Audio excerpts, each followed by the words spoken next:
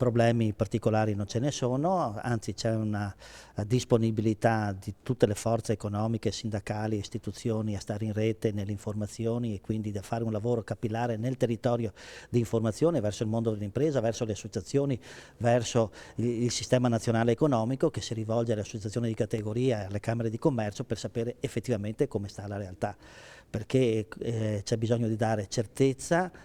di relazioni e di notizie fondate da una parte e dall'altra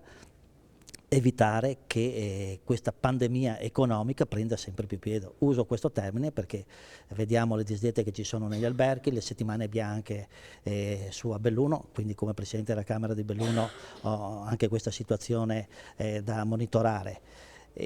Ho qualche segnale che mi arriva dalle spiagge che ci sono già delle disdette anche per l'estate, e quindi l'importante è che anche i mass media in questo caso, mi appello a un'opera certamente capillare prima di uscire con delle notizie di verifica, perché stiamo mettendo a rischio un sistema economico. Il turismo è la prima fabbrica tra virgolette del nostro paese, il Veneto con il manifatturiero esporta il 50%, ci sono delle situazioni in cui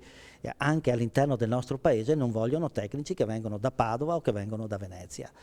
Questo è veramente spiacevole.